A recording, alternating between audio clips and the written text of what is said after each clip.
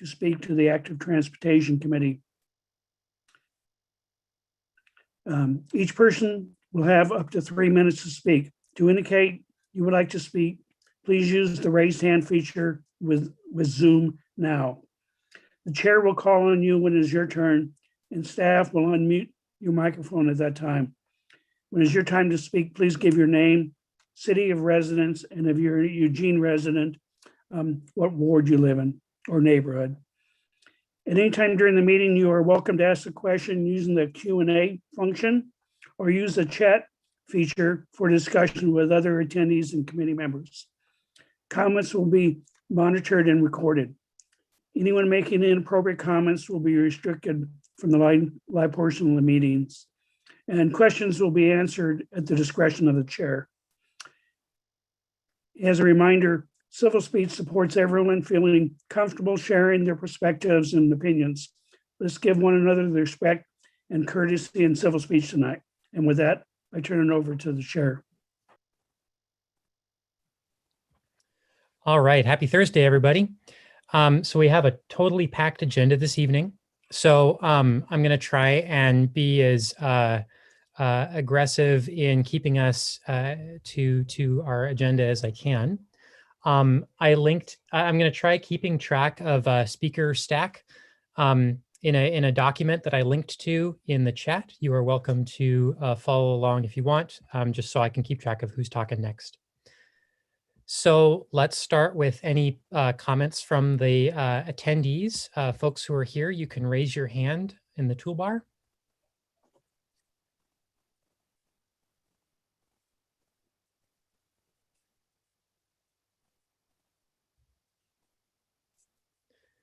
Not seeing anything yet.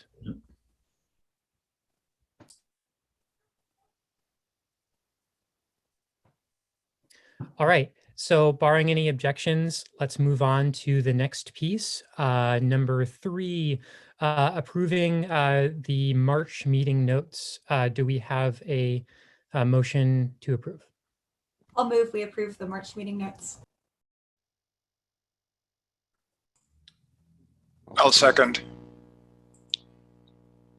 Great. So thumbs up in favor, thumbs down, opposed. And there are so many people, I'm going to have to extend my screen. Okay, I think that was everyone. Great. So March notes approved. Awesome. Item 4, this is good. We're ahead of schedule. 13th Avenue Bikeway report. And so this one is Anne and Andy. Great. I will get us started. So hi, and thanks for letting me present this as some student work. That was a product of last quarter, evaluating the 13th Avenue Bikeway. So I'm going to share my screen, give us some visuals, and hopefully you all received the report that Lee circulated earlier. How's my screen look? Great, thanks. So first, before I'll dive into some of the objectives of this evaluation, and I'm excited to hear the thoughts and opinions of the committee, and then also thanks very much to Andy for being here as well and joining us for the discussion. And I think it's exciting because this is one of our new and brand spanking new infrastructure pieces, and hopefully will inform the other bikeways going forward. So I think this is a nice inflection point that we can think about how this particular bikeway has gone, and then as a committee talk about how lessons learned could also influence the future bikeways. So before I get into the meat of it, I do want to acknowledge that this is not really my work. This is the work of a number of terrific students who were enrolled in some different planning public policy management classes, as well as the student group Live Move. So thanks very much to all of them for their diligent data collection and the recommendations offered here. So as an overview of what we were trying to do with this study, again, one of the goals of a lot of U of O classes is to actually use the city as a laboratory and think about how can we apply a lot of our best practices that we know from the literature and national examples, and collect data and evaluate our local environment as well, and think about how we can continue having really great bike and ped infrastructure here in Eugene. And so to evaluate the 13th Avenue bikeway, the students set out to evaluate different modes, the 3 particular users, so bikes, pedestrians, and cars, all along the 13th Avenue corridor. And specifically, they were looking at all the signalized intersections along the bikeway. And at every signalized intersection, the students collected counts of bikes, pedestrians, and cars. They also observed things like the turning patterns, if bikes stopped at the lights, and also if the bikes either complied with the signal or moved against the red bike signal. So primarily interested in bike patterns, but also observing pedestrian and vehicle movement as well. So I'll get right into the findings and then conclude. Again, my goal is to go relatively quickly through this because I know we're crunched for time and I want to hear what you all think. So I'll end with some possible paths forward for discussion. So in terms of the data students collected, they observed over 1,100 pedestrians, about 600 bikes, and over 6,000 cars. They collected these data Monday through Friday at 2 different time periods, in the morning rush hour and the evening rush hour in mid-February. There's a lot more information on these data, and if you would like access to the data, I'm happy to provide them. They're in the report and linked to the report I shared at least with the committee. So you're welcome to dive into them. I want to recognize you can observe data and traffic at all different times. These are not by any means the universe of traffic and travel along the corridor. And so certainly more data could be collected. The ratio of, say, bikes to cars is relatively consistent with, say, old LCOG data and so on. So there's other data out there on movement along the corridor, certainly, but these provide a really nice look at the turning and really localized behavior along the corridor. So diving in, what did the students observe? First of all, the vast majority of bikes, so I'll focus on bikes for the rest of the findings, did not turn at intersections. In other words, a lot of the policy considerations currently at the along the corridor are related to safety and turning. Most bikes are not turning. About 90% are going straight through the intersections. Again, these are just the bikes observed. And then the remaining bikes either turned south or north at the observed intersections. In terms of stopping at signals, about 40% of bikes were observed stopping at signals. This doesn't mean that 40% of bikes stopped anywhere along the corridor, right? We did not follow a single bike along the corridor, so we don't know, for example, if one bike stopped 5 different times, one bike stopped 0 times. We don't know about the travel time down the corridor. We just know, based on the observations and the bikes observed, about 40% stopped. Another third of bikes traveled against signals, meaning the bikes ran the bike red light. And so again, that's not to say that 40% of total bikes do this, or 30% of total bikes do this, just the ones that were observed at these times. So it's a pretty high share overall. There were some different patterns observed by intersection and direction. So this is bike signal noncompliance, meaning traveling against the bike red light by intersection and direction. And what I want to first emphasize with this graph, which breaks it out by direction, is that the signal noncompliance by bikes is both directions. So it's both bikes traveling east and west along the corridor that are traveling against the red light. One pattern that also jumps out is that the noncompliance by intersection is highest at the 3 intersections where the car traffic is southbound only. In other words, where cars traveling along 13th cannot turn left across the bike lane. And we may hypothesize that bikes feel safer traveling against the red light in those cases where a car cannot turn left across the bike lane. So that's where we're seeing the highest levels of noncompliance, ranging from 40 to 60% of bikes traveling against the red light. So there's a couple different possibilities for why there was such high signal noncompliance. To really know, we'd have to interview the bicyclists themselves. There's a couple of reasons it could be concerning, of course. I know we're all concerned about safety, certainly. And then, thinking also about perceptions and adding more protected bike infrastructure going forward. We certainly want the bike infrastructure added now to seem really effective and to show how well it's working. And so, there could be some concern about perceived efficacy of infrastructure if bikes aren't necessarily complying with the signals. So there's some data from other countries and cities that can suggest why bikes travel against red lights. And largely research finds that when bikes go against the red signal, it's because the traffic signals aren't perceived as either safe or effective. So people are worried about being visible, or they perceive the crossing to be safe when they travel against the red light.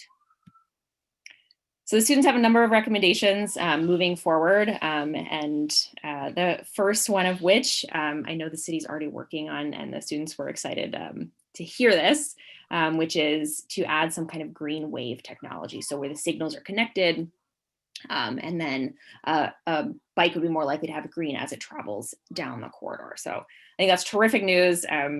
Again, we received that recommendation as student. I just wanted to reiterate that students were really excited and supportive of this move forward by the city. The other was thinking about some of the signal phasing. And so NACDO, which is the North American City Transportation, I can never remember the acronym. Basically, they have the national recommendations from cities across the country. In their recommendations, they consider the highly protective signal phasing that we have appropriate along corridors with 150 turns per hour or more. Those are car turns. In our intersections, at least the observed times and locations that the students had, only high came close at about 120 turns per hour. The other streets range from 12 up to 70 turns an hour, so far below the kind of busy corridor that NACDO recommends the highly protective signal phasing for. We can also think about the other elements and other instances in which NACDO recommends the highly protective signal phasing. That's at roads 30 miles an hour above, and 13 varies in the speeds along the corridor between about 20 and 30 miles an hour. And NACDO also recommends the highly protective signal phasing when multiple lanes of car traffic are crossing the bike lane, which does not happen in this case.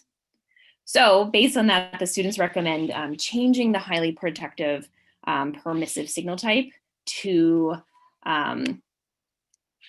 allow the bikes to travel on green with the cars, or at least with the pedestrian signal. So again, this is what I'm really hoping to discuss with the committee today and hear all your perspectives.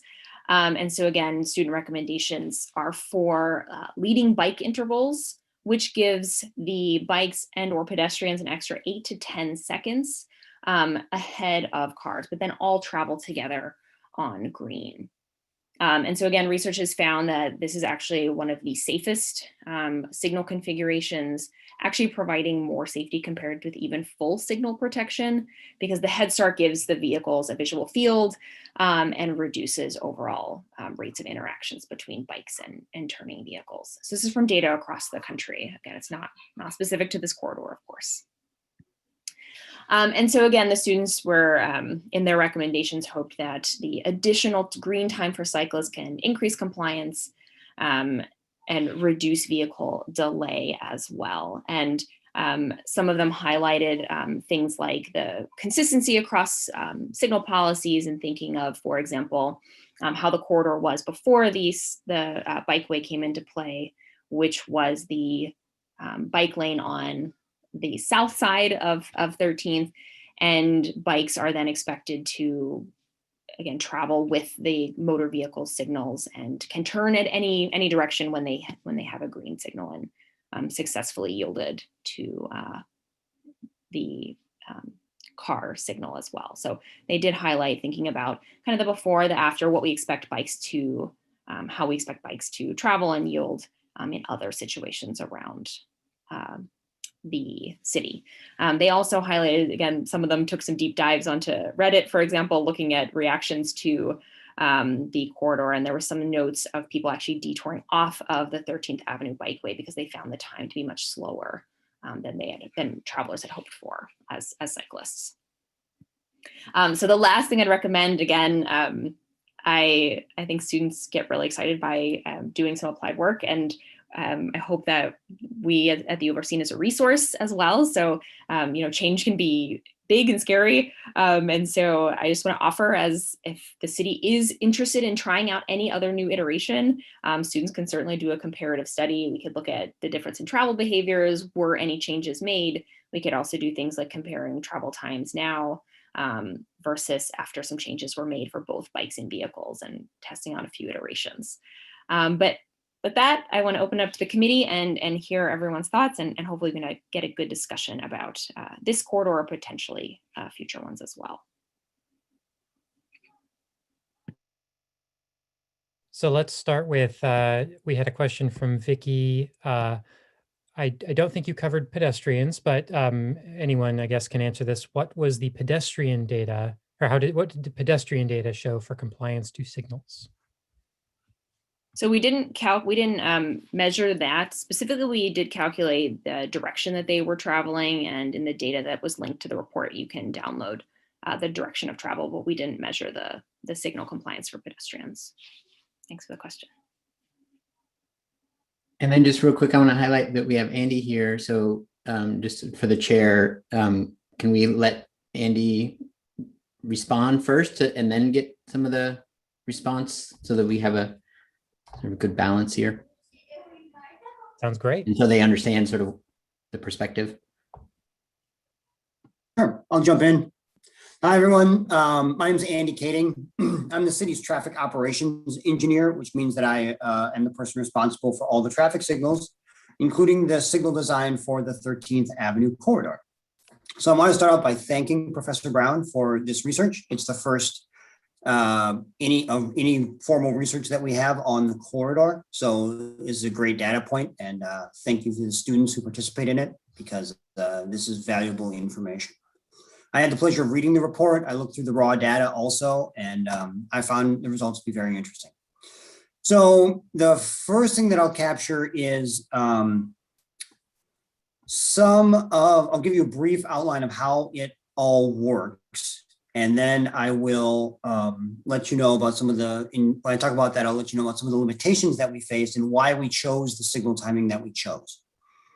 So the guidance from NACTO is excellent, and they're a standard bearer in the field. Unfortunately, they do not cover what's called the interim approval for the use of bicycle traffic signal faces in the roadway. So everything that we do in the roadway is governed by a document called the Manual on Uniform Traffic Control Devices, or the MUTCD. And the MUTCD hasn't been updated since 2009, and the bicycle section is effectively absent. So in the interim, what's happened is there's been a bunch of research, and there's been a series of what are called interim approvals, where the research has been justified by a committee to be accurate enough that a change can be made. And because we don't have a new version yet, we have an interim approval. So the interim approval that governs the use of bicycle signal faces, the green, yellow, and red lights that actually have the bicycle in them, is a very strict interpretation and has some hard limits on it. One of the hard limits is that if you use a bicycle signal face indication and you show a green bicycle signal indication, then the bicycles must have exclusive rights to the intersection, which means that no other movement, pedestrians, vehicles, anyone, transit even, can have access. It has to be exclusively bikes. So we made the choice to use bicycle specific signal faces. We could have used other signal faces, but we thought that we wanted to provide that level of, to have them and not to use them seemed odd. So when we were thinking about how we were going to design the signal timing, one of the questions that we really ask ourselves is, who are we building this for, right? Because there's different.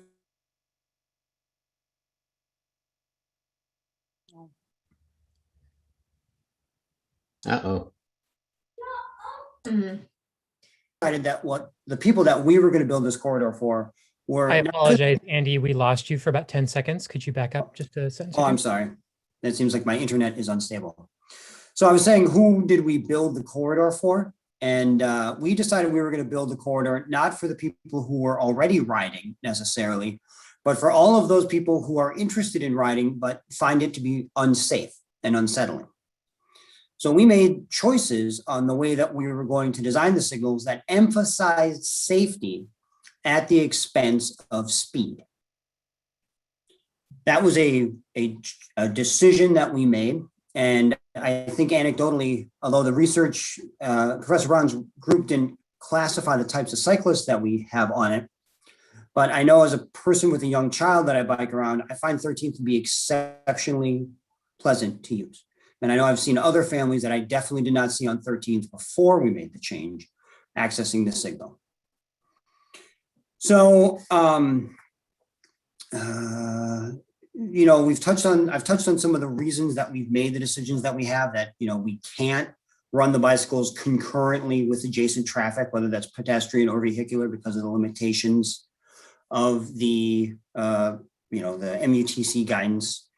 The other aspect that I really wanted to highlight is that we're running the signals in a scheme called rest in red, which means that if there's nobody around, the traffic signal reverts to a state where all legs are showing a red indication. If you're a vehicle and you're traveling the speed limit and there's no one else around and you're approaching that rested in red indication, as soon as you hit the advanced loop, you're going to get a green light. And that's great for vehicles, right? So that means that if there is they have a high level of service there, in that they can trigger that loop, and because of the way the loop's spaced and the timing set up, they'll get served. Now, if there's anybody else at that signal, they're going to have to wait their turn. And what we found with the rest in red is that although there are more stops, that the effect is that there's less delay. So everybody winds up stopping more, vehicles, pedestrians, and bikes, but they get served very quickly. And you may have experienced this if you bike down the corridor. You might stop and then wait for whatever traffic movement is going. And then as soon as that's done, it's your turn. And you might experience that down the corridor. Now, for vehicles that are traveling eastbound on 13th, since there are a lot of vehicles, you know, they represent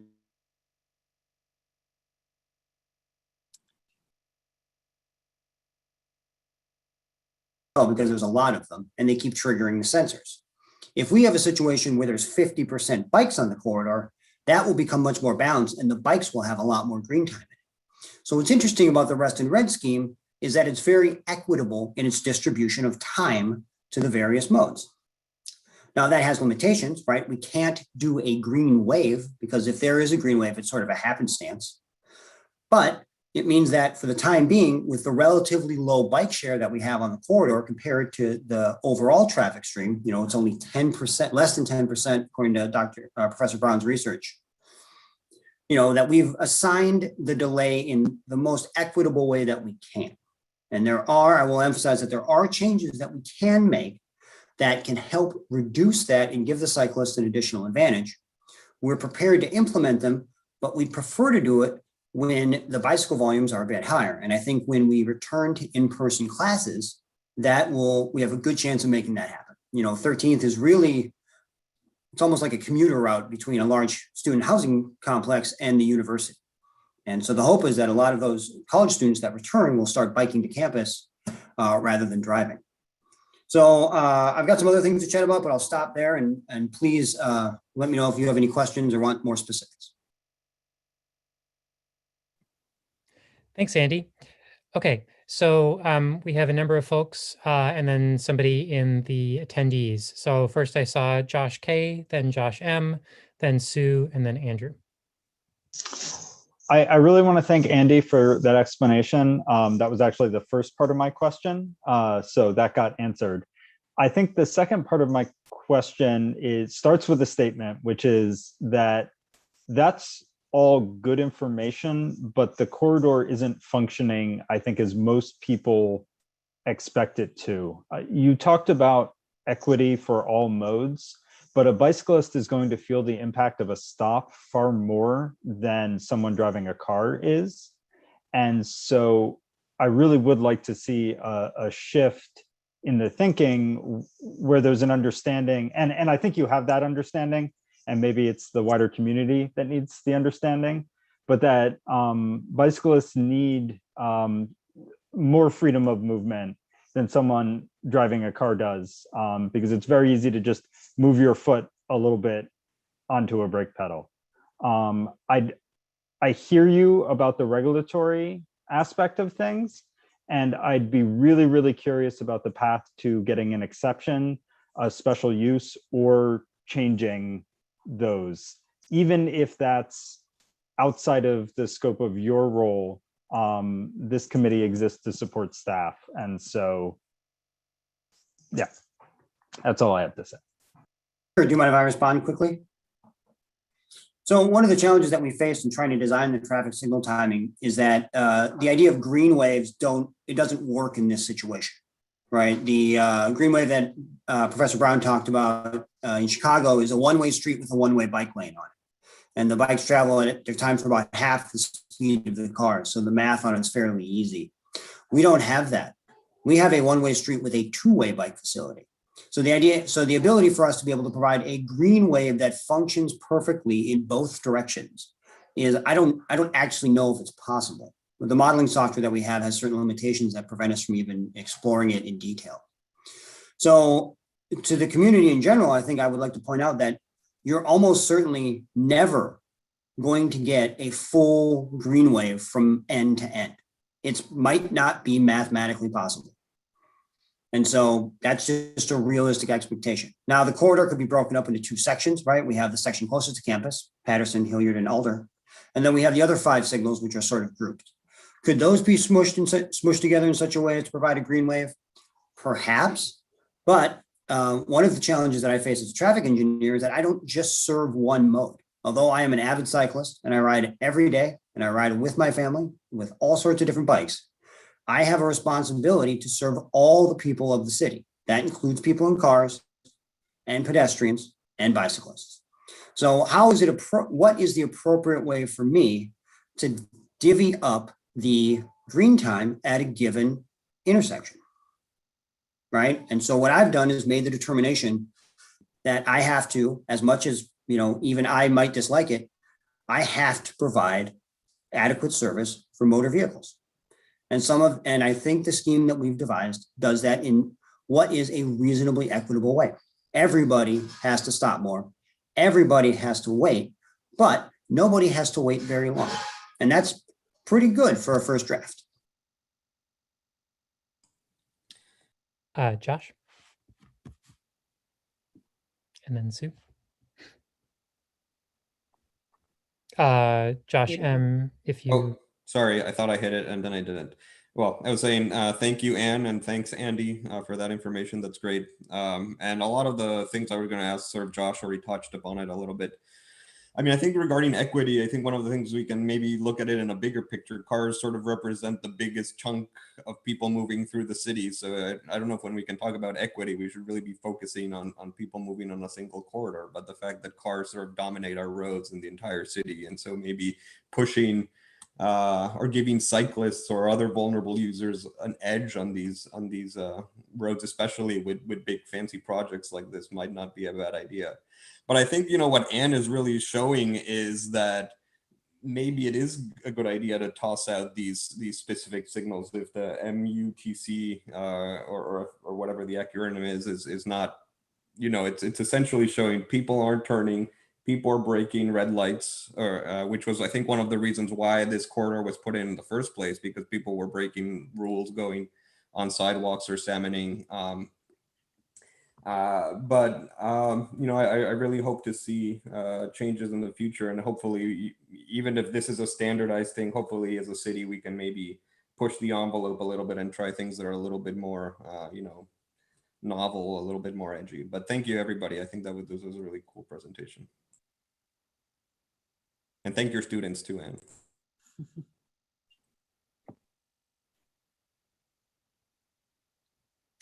Sue?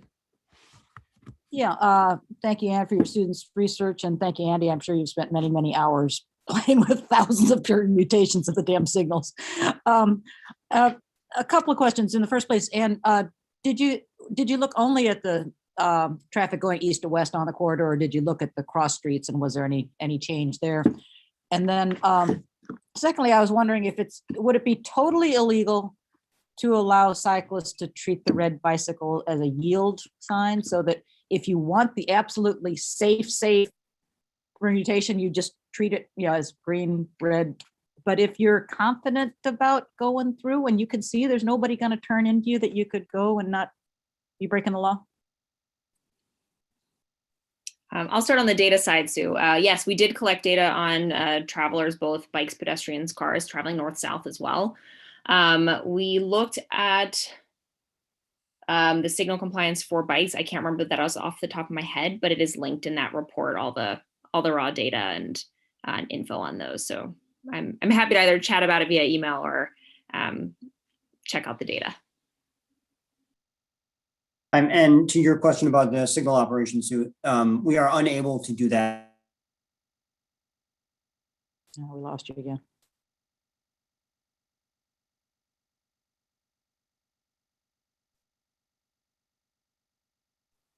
Oh, well, hopefully we get him back, but at least he did answer the basic of the question. He's unable to. I don't know why, but okay. Okay, am I back? You're back. You're back. Okay, sorry.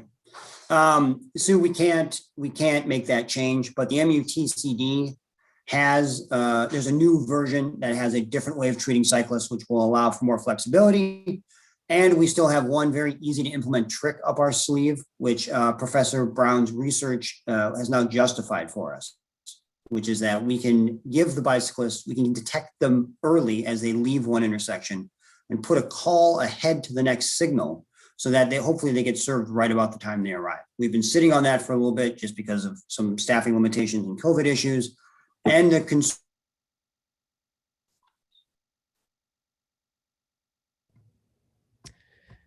Just lost you again.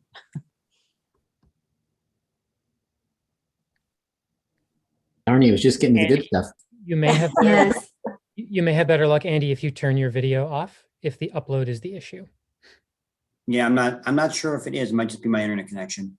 Anyway, we have something that we can try later that will allow for bikes to get a call ahead of them and perhaps get better service. And with Professor Brown's research, I think that's justified. So we'll try and implement that. I hopefully soon. Okay, thanks. Great. Hi, Andrew. Thank you. Couple of quick things.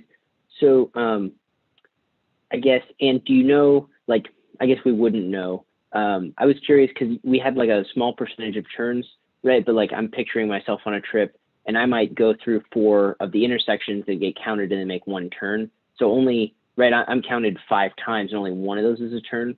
So I'm curious if, I'm assuming that's a limitation and we don't know because we didn't follow individuals. Is that correct? Yeah, we didn't follow individuals, and the way the data collection went is we were trying to get as much coverage with, as you saw, probably about 12 students over time to day intersection. So often there would be maybe 2 students out at a time. And so probably at most you'd be counted twice. So you'd be counted once or twice somewhere along the corridor. So if you traveled straight, we might have counted that. And if you turned later, we wouldn't have counted that. We didn't have full coverage, unfortunately.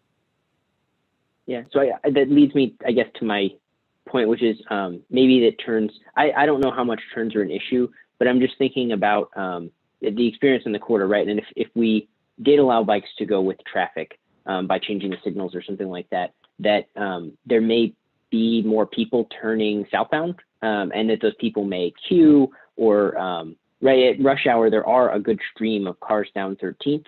And I would just be concerned about the safety of people trying to make those turns. Just something for us to think about and talk about. Andy, I think you answered this, but I was wondering if flashing reds are legal, because in Oregon, that would functionally make that a yield sign for bicyclists. But I'm assuming when you answered the previous question, you meant that turning that to a flashing red is not legal. And then kind of just my last quick point about Josh M's point about, why can't cars just use some other street? And I would close a lot of streets if you made me king of Eugene for a day and they'd be bikes only. But I'm just wondering kind of how we all think about like right, we want to see a lot more protected bike infrastructure. And I think there's a balancing act between how much we sacrifice 13th and make it like as awesome as possible for bikes, which I think we should do. But there it's not like there's a parallel road, like 18th and would be like the next comparable street that's really allowing eastbound traffic, because you can't really cut through the neighborhood super well. So I just think there's a balance that we should strike, because I want to see Lincoln and I want to see High and I want to see 10 more of these bikeways around. And I would hate for 13th to be like this super awesome thing that made no more possible. So just something to think about. But Andy, I'd be interested if you were answering that the flashing reds are illegal, because that would be a good way to circumvent this. Sure, I appreciate the creative thinking there, but unfortunately, the law states that if you're flashing a red, it has to show flashing to the entire signal. So we would have to show that to all indications. I do want to just quickly highlight that what you said about 13th, we could make 13th super awesome and make it a full Greenway at the expense of all motor vehicles, but you've accurately pointed out that there is no other comparable street for vehicles nearby. And I would add to that we do want to build a bigger network. To me, when I think about this, 13th is like a commuter route for college students, which is awesome. But High Street is the prize. That's the one that's going to make an interconnect. That's the first step of a larger interconnected network. That's the one where Greenway maybe is more appropriate, because that will link up to 8th Street. Lincoln will be tied into that, 5th Street, the new neighborhood on the waterfront. That to me is the bigger thing to work on. And finally, just to note, traffic signal timing is fluid and can be changed at any time. So what exists today is not what's going to exist tomorrow. We can change this, perhaps it'll live like this now, but if bike volumes change and we get a big bump, we can easily make changes to accommodate bikes in a better way. And can I just really quick respond to your comment, Andrew, about the turning? Because I think it's a good point. I think that's when leading bike intervals, again, assuming the regulatory change happened, it would allow bikes to then make that turn safely ahead of traffic. At most, they would have to queue for one signal and then could make that turn. I think it would help clear it out really nicely. And the other thing, I think all of you are making great points about, who are we planning for and who's to use the corridor. And I think that it's right. I mean, it is a balance, and we don't want to frustrate car drivers so much that they also become opposed to the other infrastructure elsewhere. At the same time, I think we want to also consider that the stopping, for example, I think is a deterrent to cyclists. And so if we want to encourage new cyclists to also start biking, that a positive experience is also really important. The safety side, but also the speed. So I think both are a piece. And as someone who does bike with my child, it's very challenging, and I'm maybe just out of shape, but to stop every block is very tiring when you have a small human behind you. So, but I don't know who's next. I'll hand back to you, Dan. Okay, so we have already gone over half an hour. We have 10 more minutes for this because this is pretty important. I want to make sure we get to everyone, but that means we need to be quick. Okay, so I have a couple of questions from the public that I'll just read. Then we have Papa, Julie, Mary, Steve, and Pete. If anyone has an urgent question or something that needs to happen, please message me. So Claire in the Q&A wrote 2 questions. I have heard in the past that 13th Avenue is built for students, but also that it is built for people who are interested in riding and find it unsafe.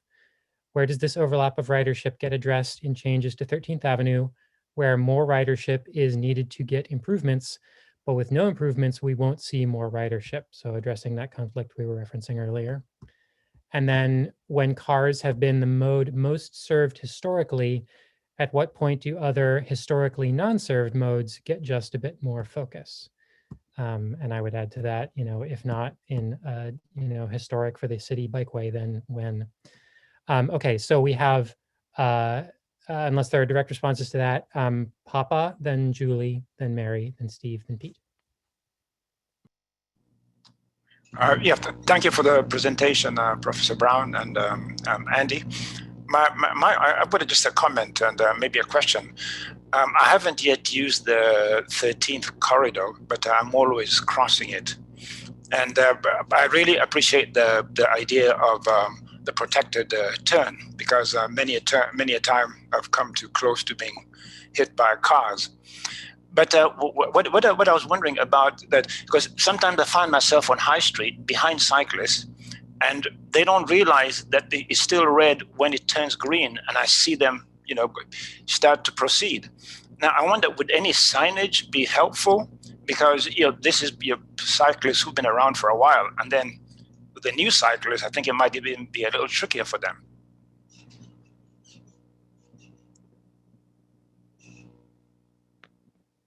Yeah, that's all I had. Shall I go? Okay. Julie, yeah, I Julie. just had 3 quick comments. One regards to safety. The most unsafe time for a bicycle is starting out. So especially if you're an unsure cyclist or you're a child, that getting that bike going is the most dangerous time when you're at your most vulnerable. So stopping people actually decreases their safety. So that's something that, I think we need to consider. Some of the lights are green, some of them are really easy to see and happen very quickly, but there's one, I think it might be hilly. It's really hard to see when it goes green. It's just the angle of it. It's just, I'm always sort of peering, especially when it's sunny, and going, is it green? I can't, so there's that. And the other, I think, has been stated, but I think Eugene has a transportation system plan that calls for a greater percentage of people to bike, and it has a climate action plan. And those goals require people have to drive less. And that does perhaps mean weighing on the side of bicyclists and pedestrians, even if it does make things a little bit more inconvenient for cars. That's just, to meet goals, somebody has to give. And I think it has to be, I think it has to be cost. So that's just my comment. Thank you.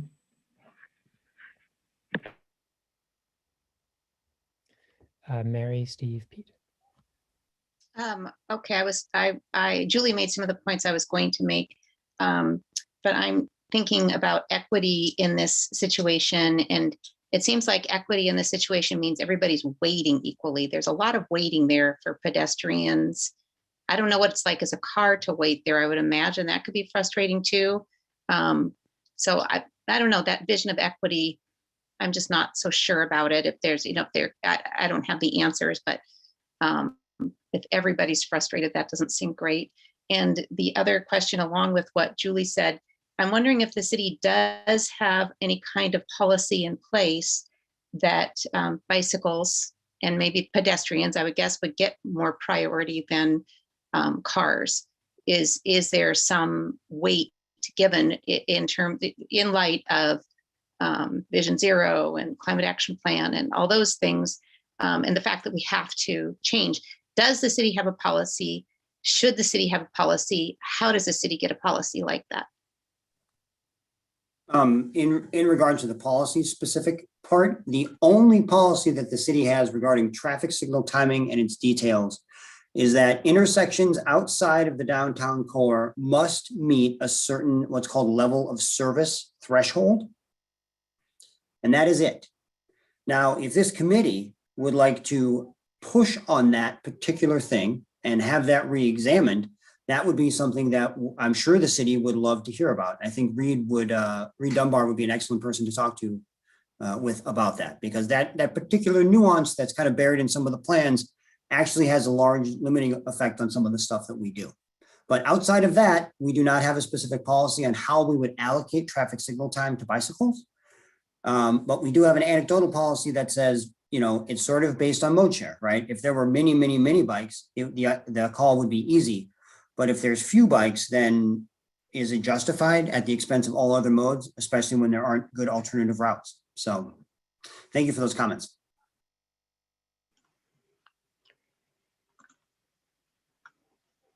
Okay, I think the comment I want to make is I think equity and balancing the modes of travel are super important issues, obviously.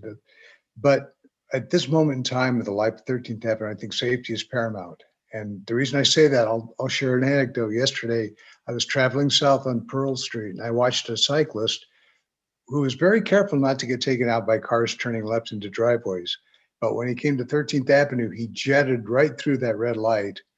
And the only reason he isn't dead today is because the motorist sitting there at that light did not make the turn on the green, but looked in his mirror and said, okay, I'm going to wait and let the cyclist go through. If something like that happened, if you had a bad accident, it would be a very black eye for the program. It would hurt the credibility of this program very badly, I think. So I think safety has got to be first.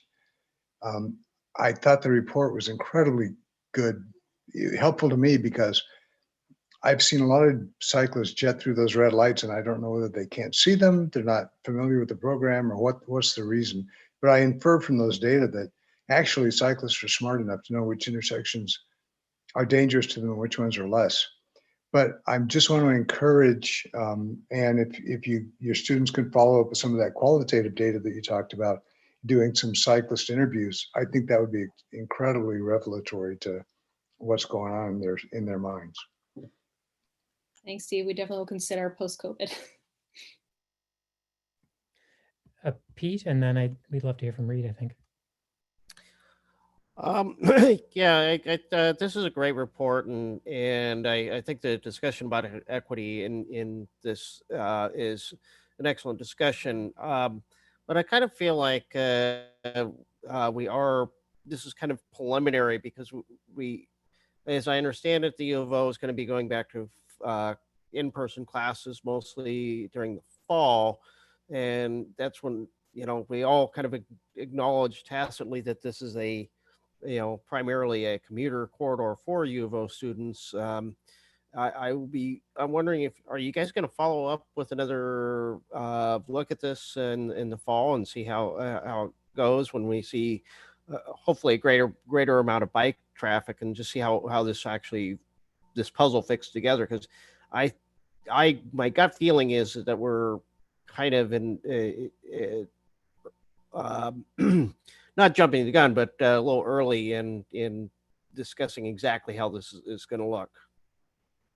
I think we certainly could, and we could do some other things like corridor timing and travel times as well. So I'm happy to talk to the city about what else they'd like to see, and we can add that into the fall. So that'd be great.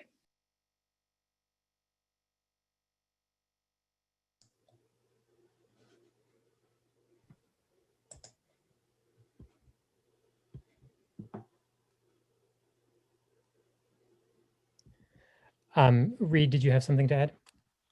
Yeah, I think in closing, I just want to say that I think our appetite for change and innovation has exceeded the speed at which government moves, and several conversations that I've heard tonight are things that are currently working their way through the legislature.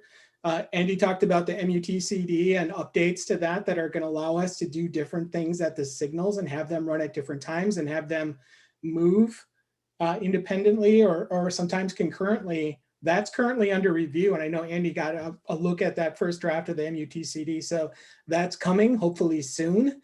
When we talk about things like level of service at signals, we tried to get rid of that in the transportation system plan. The transportation planning rule in Oregon prevented us from getting rid of it, and so there are still an awful lot of antiquated codes and requirements out there that require us to do things that continue to move cars. Now, we are doing our very best to get around that where we can, but sometimes we can't. And I think if there's a lesson that I learned on 13th is that we tried to use signals too much in order to separate modes and to improve safety when we could have used other things.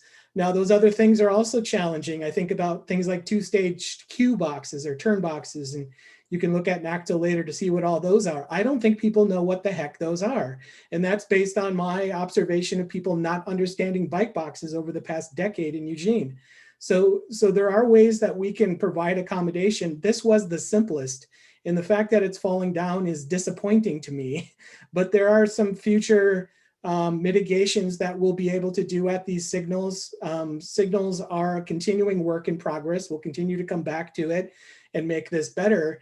But at some point, we need some guidance at the state level and federal level so that we're doing things better.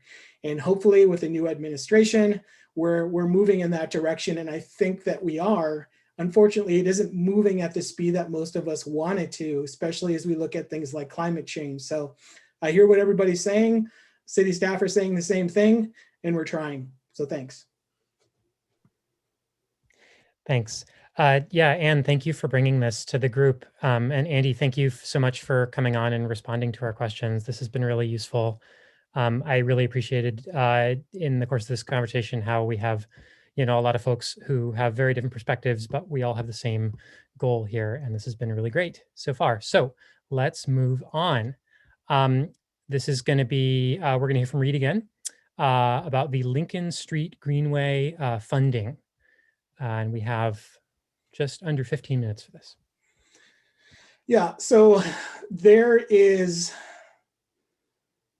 the best way to say this, we don't have enough money to do everything we want to do this year. This is something that happens. It happened to us. One of those projects is Lincoln Street. And so Lincoln Street is a pavement project. And you may have heard people just talk about having a protected bike lane on Lincoln. That's Lincoln from 13th, actually 11th, all the way up to 5th. That's not what I'm talking about. I'm talking about the southern portion of Lincoln between 13th and I think it's somewhere around 22nd or 23rd. That's a pavement project. So we're getting new pavement in that segment.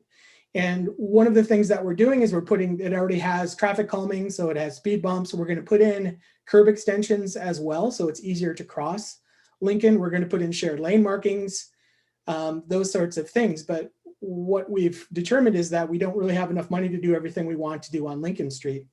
And so I started thinking about what kinds of monies are available that we could add to the project. And one of those is system development charges.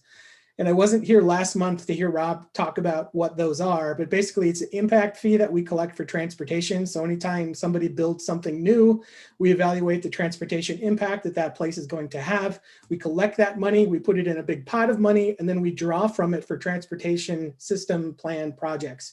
So if it's in the TSP, we can basically spend that pot of money on that stuff. And so Lincoln is not one of those, unfortunately, the segment that I'm talking about, because it's not in the TSP as being anything different than what it is. And I think that's a mistake. I've long thought that we should probably have a defined corridor on Lincoln. Right now in the TSP, we have a neighborhood greenway 1 block over on Lawrence Street. And we've done a couple of things to Lawrence Street over the past couple of years, like we two-wayed it. It used to be one-way southbound between 6th Avenue and 13th. So we two-wayed at least a segment of that. And it's a very wide street. When I think about what it would take to make that become a neighborhood greenway, is we would have to do a lot of narrowing, we'd have to do a lot of traffic calming, we'd have to do a lot of signage. And what it's ultimately going to do is it's going to sort of lead you back to the places where Lincoln Street already goes.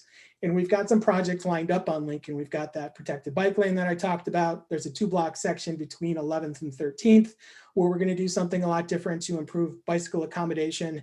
And then south of 13th, it's already traffic calmed. It's already 20 miles an hour. It's got shared lane markings. It's going to have curb extensions, and it goes to 18th. So it's really also a vital part of the transportation network. And so what I proposed to Rob Interfeld was, well, let's move the Lawrence Street Neighborhood Greenway over to Lincoln Street and then make those SDCs available for the different projects that we need to do on Lincoln Street. And I said, I like this idea. He said, I like this idea. I said, you know what? We have an ATC meeting coming up, and I can pull up a map if you guys want to think about it geographically, but I'm just wondering about folks' thoughts about potentially, I think Lincoln is the corridor. It's probably the place where most people are riding right now. And yeah, that's my preference, is to sort of eliminate the Lawrence Street Neighborhood Greenway, or we can keep it in there for some future thing, but we need to add Lincoln basically as an extension of that corridor. I'd like to open it up to comments about that. If you had a map, that would be cool.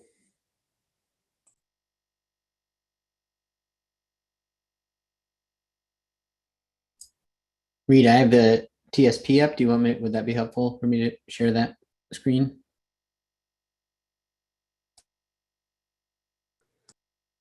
So let me just do Google Maps. I'll share the Google.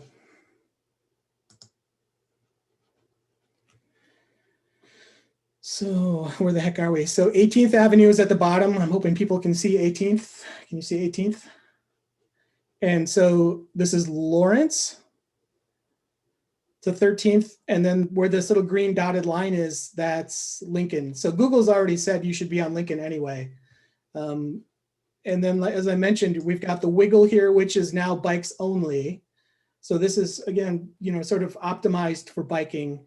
these two blocks will happen as part of the Lincoln Street Protected Bikeway, which is going to go from 11th here all the way up to 5th, which this is dark green because it already has bike lanes, and then to 5th Avenue, which has buffered bike lanes. So it's just a better connector.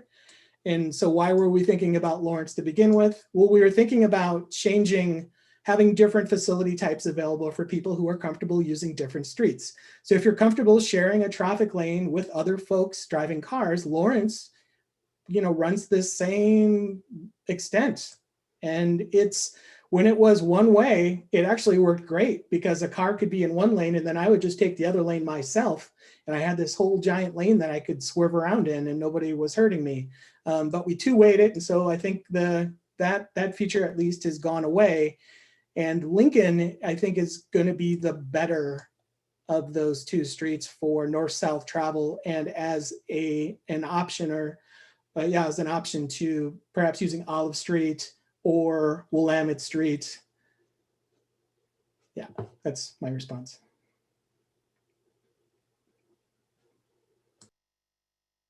Sue?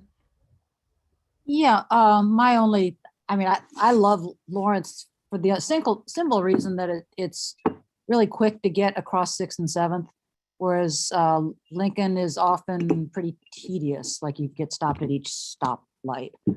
Granted, I only use Lawrence going south, and well, I stopped using Lincoln for that reason because Lawrence is so much faster.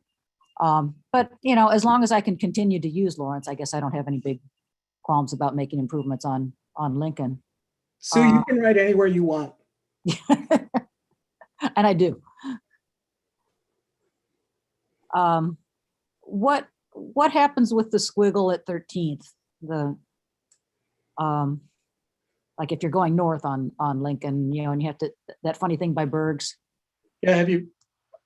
Oh, well, Berg's is Lawrence. Not Berg's. Whatever it is. Isn't it Lincoln where you have to do the funny little? Yeah, this little jog. So that's already gone. Okay, yeah. So that exists for bikes only. So northbound bikes have a little bike lane that allows them to go into the protected bike lane. Eventually, this whole little swoop here is going to be, I don't know if we're going to do a protected bike lane in these blocks here. I think that might be challenging, but essentially you're just going to be able to go right around the corner here into either a bike lane or some kind of protected space to link up to where the protected bike lane is going to be starting north of 11th. So this is sort of already here and sort of ready for us to build the next part. And then I guess my other question is on the agenda, it talked about using road bond funds, but you're actually talking SDCs? Yeah, I think I misspoke on that. I was thinking initially that we should talk about using the pavement bond measure, but I don't want to. And the whole purpose of the exercise was using SDCs, but I can't use the SDCs because Lincoln's not in the TSP. And so what if we do some kind of an administrative action where we say, well, actually it is, and here's how we spent that money, and on the next update, we'll change it or something. And so that's sort of what I'm working on and seeing if that sounds good to folks. Yeah, because I'd be more enthusiastic about using SDCs than using the road bond funds. Agreed.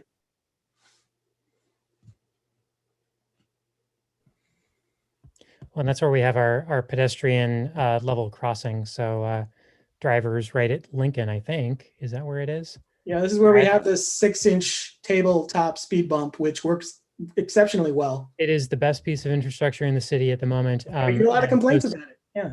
So drivers are either going to be going a reasonable speed or going to be really, really angry right then. So you either really want to be there or you really don't want to be there as a cyclist. Alan? Reed, what does it take to just add one street or one element to the TSP? I don't know. I'm sort of hoping this can be like what we do to balance the books is we do what's called a journal entry. And we sort of say, well, we took money from this, but it's really for that. And you just kind of document your changes. And that's what I want this to be. Now, whether or not we can do that, I don't know. We're starting here as a concept is like, well, what if we just said, let's do that? And what I'd like to hear is if there's support for doing that. It sounds like there might be, but I want to confirm that. And then I'll figure out the gymnastics of making it happen. The reason why I ask is because there may be some other small amendments that we want to add kind of all in one package, or does it make sense to do it one at a time? I'm not really sure. at some point there'll probably need to be a larger update. So I'm just, wondering what the best strategy is. Well, the TSP was adopted in 2017. It's 2021 already, which means our draft was prepared in 2016, going back to 2014. Every 5 years, we were going to take a look at it. I think we're there. I mean, I've got a lot of things on my map too that says, hey, this should be over here and this is wrong and let's do this instead. So I'm sort of wanting to do a TSP update, and we've been talking about it internally, and I don't think it's going to happen this calendar year, but we've already started thinking about prioritization of projects. So this year we've looked at all the TSP projects and said, let's prioritize those and see how those shake out. And then I think we're going to have to engage in another process just to do a light update, and things like this should be part of that, where we're saying, no, this is what the actual system looks like. And I'll give you another example of where the TSP sort of fell down, which is in this neighborhood greenway, because when we were thinking about neighborhood greenways, when we were doing the pedestrian bicycle master plan way back in 2011, 2012, a neighborhood greenway at that point was called, a bicycle boulevard, and it was a different thing.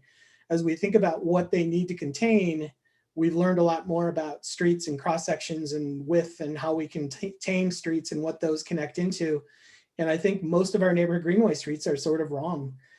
They certainly are in the Northeast area, where we tried to build some neighborhood greenways and they just didn't match up correctly with where the network should be. So I think the TSP needs some work, I guess is what I'm saying. And I have a pretty exhaustive list of things I think need to change. And this is the most pressing one because we've got a project that's supposed to happen this year and we're still trying to find some additional funding to make it happen. We have 1 minute left. Hillary, did I see your hand? Yeah, just really quick. I have a 9-year-old who is just newly liking to ride his bike on the roads. We often already use Lincoln Street. It's really close to Charnel Mulligan Park, and it also provides super easy access to the library. So I am fully voting in favor of Lincoln Street as a greenway. Pete and Andrew, can we get your 30-second piece?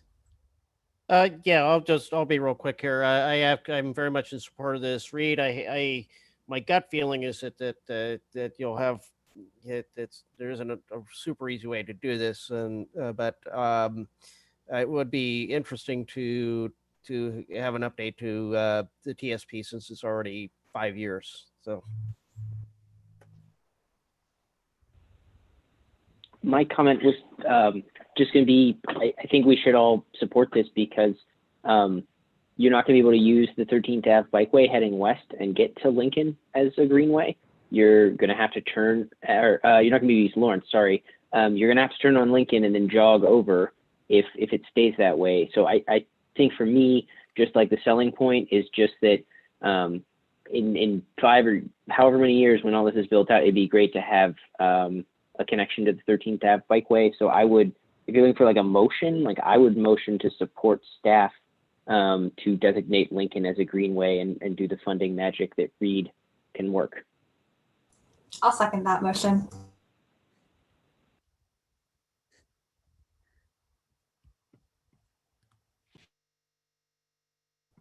Okay. So sorry, did I miss something? Did we? Yeah, we need to vote. We need to vote. Okay. Sorry. I was reading the thing, and could you repeat what it was, Andrew? We were going to support. Sure. I made a motion to support the city staff in designating Lincoln as a greenway and making the funding piece of that happen as they best see fit. Perfect. Thank you. And then Grace seconded. Great. So all in favor of expressing ATC support for the Lincoln Greenway. Great. All right. Seeing all thumbs up or non-existent. Thank you. Okay. Next piece is from Shane. So this is a letter of support for the River Road Santa Clara pedestrian and bicycle bridge over the Beltline. Right. So I sent out an email yesterday, and I'm not sure if everyone had an opportunity to read that and to look at it. But with the earmark process that's happening at the legislative level, we have a potential to go after some funding as the city to make some requests for our legislators, and we're taking advantage of that. And one of the projects that we have been talking about is this potential connection. This is something that's in our TSP, project number 12 in our TSP, and I can show that really quick. And we're gathering some letters of support for it. See, is that showing up on the right screen? Looks like. So it's this project here that would connect, and this fitting in the conversation that Reed was having about neighborhood greenways and the potential to connect some neighborhood greenways to this bridge and connect into our system of protected bikeways, which are here in the red, and our shared use path system over here in the purple. This would connect to the new North Eugene High School that is being built on this site over here by what's labeled corridor, and Eugene Gockwin. North is being rebuilt now at this location. Half of the service area for North is up above the Beltline. And so all of these students now currently have to travel down River Road and cross that horrible intersection of Beltline and River Road to get to the school, or, you know, come over to the other side here and come in the other way, which is even worse. And so this would provide a direct connection. This is the #1 priority project in the Safe Routes to School infrastructure priority list for 4J. And we have potential of SDCs because this is eligible under SDCs because it's in the plan. And we would also have to look for other funding because this is obviously a pretty big project. And so I want to bring this up, answer any questions, and then hopefully get a support for letter of support, and then I can work with someone on that draft to get back to the group to see before final approval. Great. So hopefully everyone saw the email that went out about this earlier. Some quick questions, and then let's try and roll through this if we can. Andrew, then Ellen. Super supportive. Thanks, Shane. Question is more along the lines of how we pay for it. And I'm wondering if there's some way to make ODOT pay for it. It's crossing a really dangerous, impassable ODOT facility. And I'm just curious if there's any opportunity for that, if that's on the table, or if that's just a pipe dream we have to keep. Nope, that's definitely on the table. That was actually the original source of funding that we were planning to go for, and is the source of funding we're still going to go for, which is some ODOT specific money for safety improvements near their facilities. And so that was sort of already in our quiver and the direction I was headed and that we were going to go, but it was sort of farther out. And this opportunity came up and said, well, let's move this up. We can, do this now and do that, and bring those together with some SDCs and look at how we can improve the connections. But definitely some funding from ODOT is in the mix. Excellent. Okay, maybe I missed something there, but the letter is to Pete DeFazio. So this is some source of federal funding that might be available. Yes, so earmarks are back. So I don't know if you've heard. I heard the rumor that might be a possibility. So that's why this project is sort of rising to the top in a way that it wasn't before, because I remember talking about this on the infrastructure committee last year, and we're like, that's a huge project. That's like a long ways down the road. So that's why it's rising to the top. Yeah. Got it. Sue? Yeah, I mean, I absolutely think any way we can get that project to happen is wonderful. I was just wondering whether the fact that it sounds like we don't have an exact location for it, is that going to be a big obstacle in terms of getting funding? Or Yeah, so we actually have some SDC funds that we're using right now, and we'd already started a process to do a feasibility study. And so we just finished contract 2 weeks ago to bring someone on to actually do some siting and feasibility. And so they're engineers that are looking at that corridor, that area, and then look at where it could potentially be, look at property, what kind of, access ways we would need or that exist. And so there's some of that feasibility that's already funded and happening. Because this is not, the exact location. And so when Reed talked about changing neighborhood greenways, if we shift it, maybe that changes too. So. In the interest of time, I would ask that someone make a motion. Yeah, I move that we send a letter as proposed in support of this project.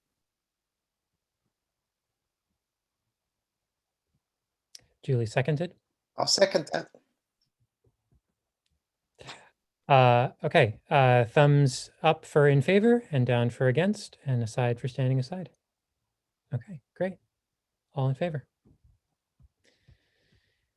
Motion passes. Next item. So we're going to hear from Reed about construction detours. We have 12 minutes. Okay, this is an update for folks who've been on the committee for a while, but if you're new to the committee this year, then this may be new to you. But the city of Eugene is working real hard to make sure that when you encounter a construction zone, you're not out of luck. So if you walked to that construction zone, you can keep walking. If you bike to that construction zone, you can bike on through. And if you drove to that construction zone, you can drive right through. And sometimes that doesn't always happen, and that's really too bad. We think our burden is to provide a level of accommodation for all users all the time. And so we've been working on a set of guidelines that everybody should follow who is in the city of Eugene public rights of way. And I have a little presentation here that I'll give you to talk about how we're doing that and where we are in the process. I think we're getting close. And that is good news because this is something I think that we all can agree has to happen. So let me run this. Can everybody see the presentation? Yes? Yes, yeah, I can see it. So I like this picture. This was actually on Broadway over at Jefferson. So we had to dig a big hole and we said, well, people still have to walk here. So we built a little bridge, which has a truncated dome on it. So people who need cane detection, will still have that. And this is the sort of thing we should be doing on all of our projects. Today, I'm going to talk about why accessibility is important and what we're doing about it. So first of all, we're required to. So the ADA established a set of guidelines for us to follow. But more than that, there's a safety consideration that we need to follow to make sure that everybody has safe use of the transportation system. Equity is a part of this, as is quality of life. The fancy acronym that we use for ADA is PROWAG. That's the Proposed Rights of Way Accessibility Guidelines, which state that the rights of way need to be accessible and usable by persons with disabilities. And that's why we have sidewalk access ramps, for example, and why we build those temporary ramps that I just showed you. ODOT was sued a few years ago. They owe $27 million to their projects to make sure that they're ADA accessible. And what ODOT has said is during construction, their temporary access routes or detours need to be equal to or better than the level of accessibility that was there prior.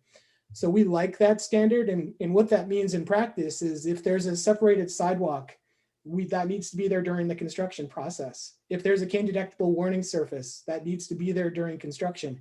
If there's an audible pedestrian signal, that needs to be there during construction. And so this is sort of easy to think about. It's like, well, what was there? What needs to be there? We need to make sure that all of that's there during construction. Why? Well, safety first and foremost. We need to maintain safety for all users. That includes workers. Caution tape is not enough. And so when you experience caution tape around a big hole that has been dug, somebody's doing something wrong and you should report that to the city because I'd like a photograph of it and I'd like to go talk to somebody.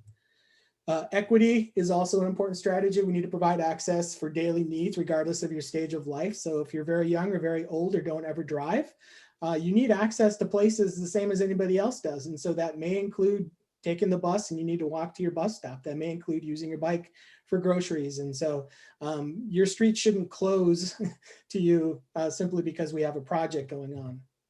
And then that's obviously a quality of life issue. And it, you know, people maintain their independence and dignity by being able to do basic tasks and, you know, basic things during their daily life. So, you know, it's really a big deal for us, and it's something that we're taking very seriously. We've completed an accessibility plan for the public rights of way a couple years ago. It's called the Title II ADA plan.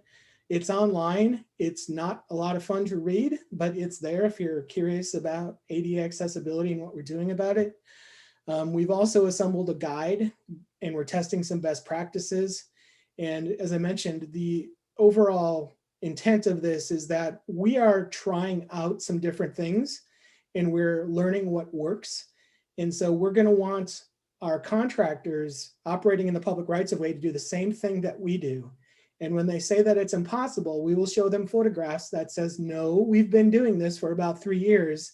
Here's a design I think will work. And here's actually a menu of different options that will provide the level of accommodation that is required. There's the transition plan I just talked about. We spend a lot of time working on the sidewalk access ramps, but also on what are called temporary pedestrian access routes. And if I say TPAR at any point, that's what I'm talking about, is temporary pedestrian access route. So this is actually Fox Hollow at West Amazon. So we drew that up in CAD and said, here's all the different things that need to be here during the construction zone. Then we built the thing. And then I went out and photographed it and watched people use it to see if it was actually working well. One of the reasons these things fall down is when we disappear at the end of the day, people move signs into our temporary pedestrian access routes, which don't make them pedestrian accessible.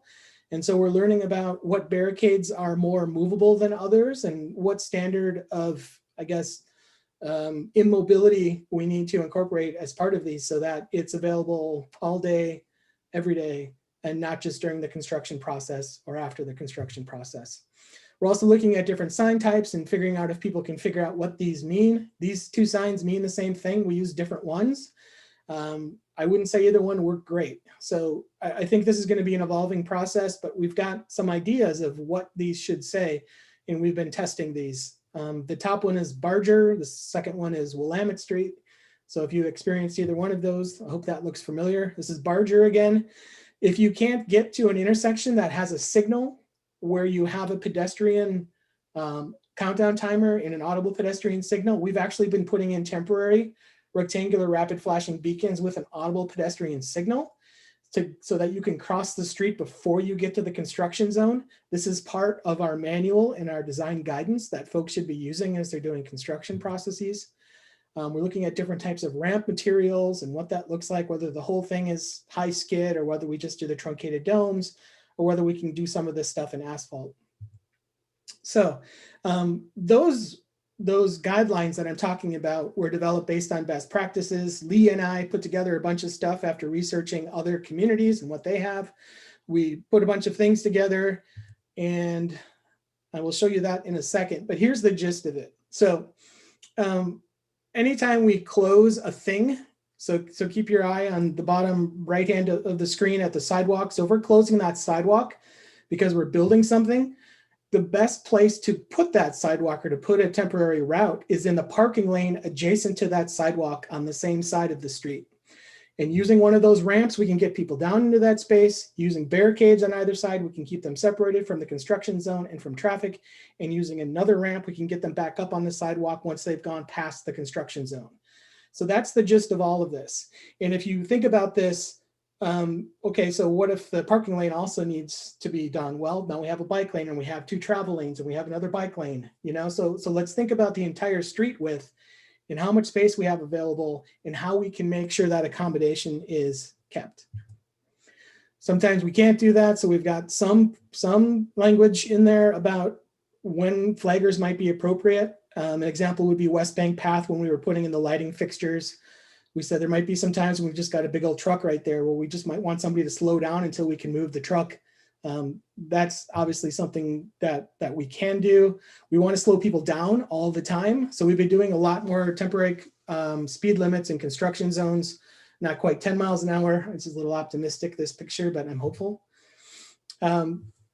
We're also looking at, of course, detectability. Again, as I mentioned, we need to make sure that there aren't obstacles for folks who have, vision disabilities or hearing disabilities who aren't going to be able to navigate the system that we develop. So this needs to be accessible to everybody. So sometimes we call that universal access. But the idea is anybody can go there and feel like they're being taken care of. Just a few notes: don't close sidewalks on both sides of the street at the same time. We have examples in the community where we have done that. That is not a good practice. We can make changes in the field based on our observations. If something that we constructed is not working, don't keep it. Let's do something else to make sure that it does work. And there are communities such as Oakland, California, that go so far as to say, hey, let's not do any closures at all in the downtown ever. And so they always want their sidewalk system to be available unless they're rebuilding the sidewalk itself. And the reason is that photo demonstrates people will just walk in the street around the thing that you set up for them not to walk through. And these folks could be walking against traffic. They could be walking in a dangerous location. There could be other construction phasing that's happening, and that isn't what we want people to feel like they have to do to continue their journey. So this is that draft I was talking about. This is sort of the simple one-sided version. If you look at the bicycle detour one, it goes from 1 to 6. 1 is to protect the existing route. Just keep it there the best you can. Second one would be provide temporary walking route in an adjacent lane. Like I mentioned, what's next to it? Is it a bike lane? Is it a parking lane? Is it a travel lane? Can we repurpose that for pedestrian accommodation? Third would be provide some kind of shared facility. So if it is something like a bike lane, maybe it's okay to have bikes and peds share that lane for a short time with the proper signage and warnings. The fourth thing would be to provide a walking route in an existing bike lane, as I mentioned. So is it a parking lane? Is it a bike lane? Is it a travel lane? Those sorts of things are available for this level of accommodation. And then lastly, number 6 at the bottom of the list, if you can't do anything else, then you can start thinking about a detour. And I think, unfortunately, our default oftentimes, and I know it is because I work with engineers every day, is we'll just put them on the other side of the street. Well, how do you get over there? How do you get to there? So that's a big problem. If you don't have a ramp to get there, if you don't have a temporary, audible pedestrian signal or something like that, then access to the other side may not be there. Plus your trip may be short. Maybe the bus stop is another block away from the closure. People aren't going to cross twice to go 1 block. And we need to recognize human behavior as part of this. I don't expect you to be able to read this, but there's a lot of nuance in this too. Like there are zones like walking districts. I would call those downtown. I would call those campus, Blair Boulevard. Those sorts of places where we expect a lot of pedestrians need to be taken care of a little bit differently. We need to make sure that there are sidewalks available or temporary pedestrian access routes. What we call bikeways are protected bikeways and shared use paths. So our all ages and abilities facilities need to be taken care of the same way that sidewalks are. And it's just, you're going to have to find a way. And so that's sort of what we're the standard that we're starting to develop. Local streets can be handled a little bit differently. And then, your high speed streets and high volume streets need to be handled a little bit differently. And there's a bunch of different footnotes for when that might change. But what we're doing now is we're taking those out to city staff. We developed those originally with city staff a couple of years ago. We've been testing it. Now we're going to go back to city staff again and say, okay, what was your experience? We think this is working. Do you think this is working? If we all say yes, we have a standard. And we're going to try to develop a menu of those standards so that we can put it in a booklet and then get that out to people who are operating in our public rights of way so that the same standard applies to everybody. I've said this before, I always know when a project is starting because we'll have contractors from eWeb or Northwest Natural out there who are digging holes and not doing these temporary pedestrian access routes. And people in the community don't view that as a separate thing from what the city does. They say the city's doing this wrong. Well, the city's actually working really hard to do it right, but not everybody who's operating in the public rights of way is doing it right. And we don't always get it right either. But there's a difference in our standards and there shouldn't be. And so ideally what we do is we have that manual available, we send that out to folks, we have them use that, and then we establish training so that folks who don't understand it or folks who are new to these temporary pedestrian access routes can learn what they are, learn when they apply, and figure out who they can contact if they have any questions. So that's where we are in this, and I'd love to hear any comments that you might have.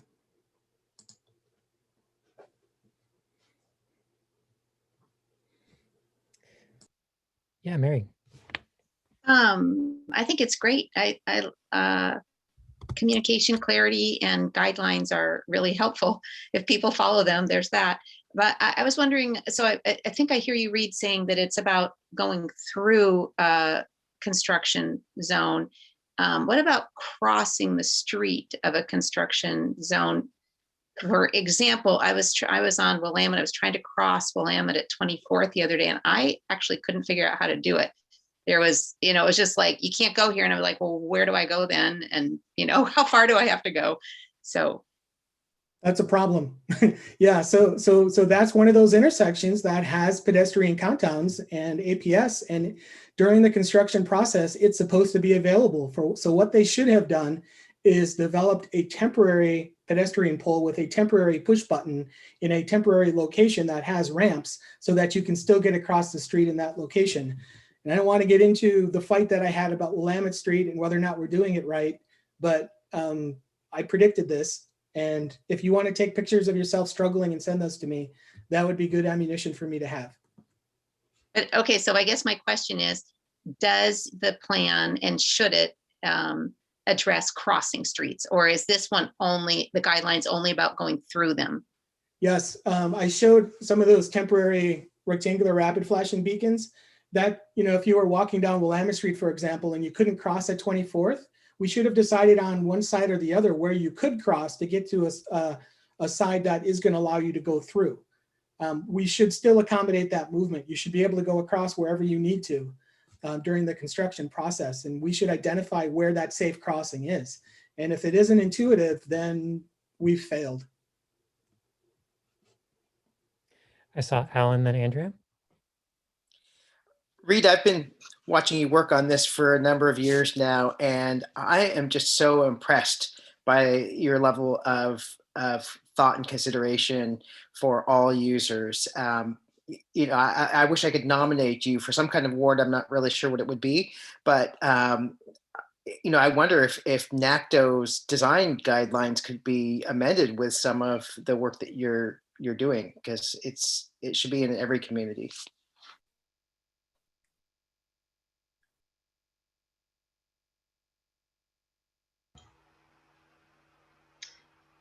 I think I'm next.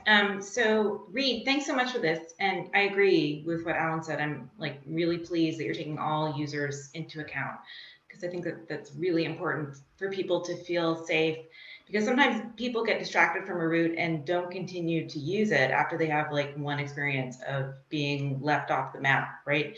So, okay, so questions. What is the reporting mechanism when you see things? I mean, is there an easy way for people to do it, to report when they see something that's really unusable? I had to run across Willamette Street this morning, on my run. And also, is it possible to put up to require contractors to put up some sort of signage to, how, 1-800, how am I driving kind of thing, you know what I mean? That there's a mechanism on the street so people know how to report. And also, everyone hates the word enforcement, but what is the enforcement when they do things improperly? Yeah, I'll start with that last part, which is enforcement, which is really, really difficult for us. I have a couple pictures of temporary pedestrian access routes that were designed correctly and had all the good stuff there. And then sometimes the contractors to dig a hole will move the entire thing out of the way, and it becomes completely useless and unavailable. So part of this is training. It's training our contractors. And we usually have somebody from Public Works Engineering on site who's basically monitoring the work site. Those individuals should be able to pull out the traffic control plan and say, hey, we're not doing what we're supposed to be doing right here, and should be able to make the contractor put that stuff back. That isn't always happening. And it's something that I've been making a real strong emphasis on to our project teams. It's when you leave the site, this has to be available. It can't be the next day or during the site. It can't happen unless you've thought of a way to get people around it. Maybe having a flagger there temporarily while you do some work that requires a little bit more space. I think we can figure out a way to make that happen. If you experience a construction closure or an inaccessible route during the construction season, just call our 4800 number, 682-4800. That's for everything. So if there's a tree down, if there's a stop sign down, if there's a pothole, if there's a construction thing, if all of that, just call 682-4800 and report it. Those construction projects that go back to the project manager very quickly. So when our folks over at maintenance take that call, it goes into a bucket, and then that bucket gets sent right out to the project manager. You can also use the iBike Huge app, and that goes right into our maintenance management system as well. So if you're on Willamette Street and you see something bad, you can use our app, or you can call 682-4800 and let them know that something's wrong. As I mentioned, I've noticed some things wrong with Willamette Street. And that project is the project that never ends and has a whole bunch of problems associated with it for a variety of reasons.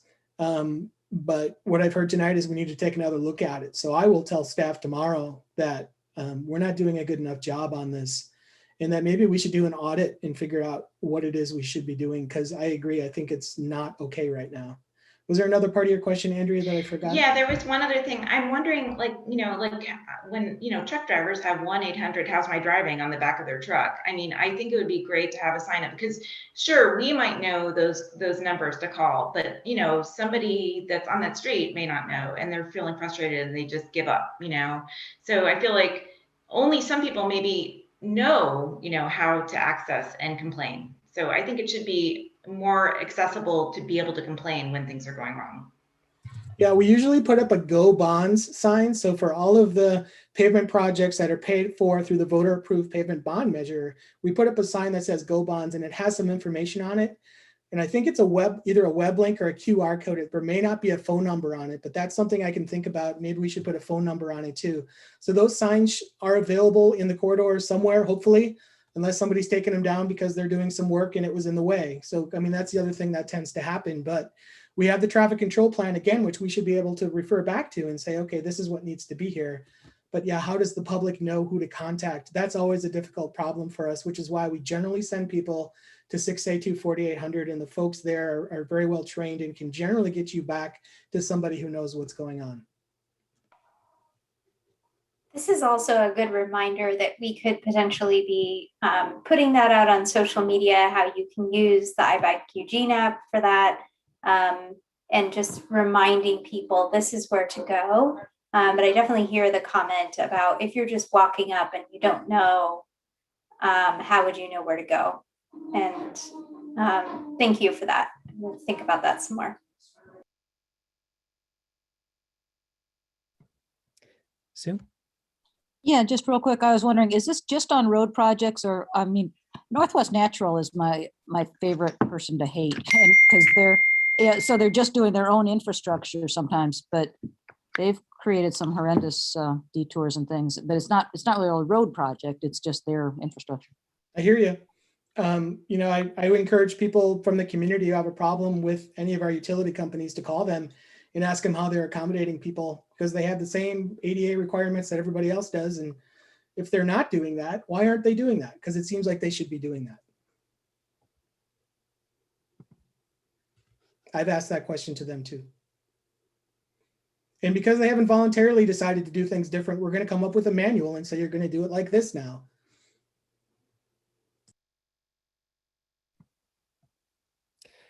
Any other comments or questions on this topic? We are out of time. Okay. Great. So the next topic is Oregon Senate Bill 395. It says the presenter is chair. I forget who brought this up. There were several of us who were in this meeting who were just at an event with the Street Trust related to this.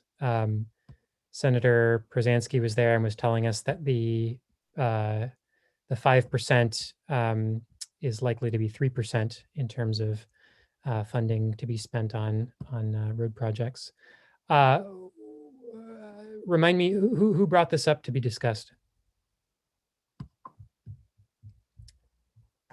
Yeah, I did. Not knowing, of course, that we can't really actually do anything except for individually. but I did find the meeting today helpful in terms of the fact of the timeline and sort of the fact that we need to start advocating for it pretty soon, individually, if this is important. And I think it's unbelievable that we were celebrating a law 50 years ago that like gave 1% to active transportation modes. So, and we're still fighting for 3% anyway. So I think the idea is like, if people are interested in it, to, get involved, advocate, write letters, do all that kind of stuff, and give money, I think, to the campaign as well. Looks like Andrew has a hand. I have a question for city staff actually on this. I have heard that some communities don't actually support this because it might mean taking away money from, frankly, roads for cars. Right? If you spend more on active transportation, you have less for everything else. It's not new money. It's money that already exists. So does Eugene as a city have, I know that oftentimes the city does contact legislators and let them know what the city thinks. And I'm curious if you all have done that, and if so, what the city's policy is, because there may be a way for us to, say our advice to staff is that staff should support this if the city is taking a position. So I'm just curious if the city is taking a position on this one. Reed, I don't know if you have any information, or Lee. I am unaware of the city taking an official position on this at this point. I think the council hasn't taken a position on it. They may. Rob Interfeld would be the transportation person that would provide a lot of staff input to it. But I think it's early on for staff review.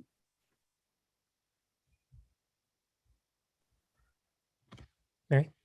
I was going to say that maybe the communications subcommittee can spend a little more time on this topic and see if we can develop some kind of a strategy or way forward to support this.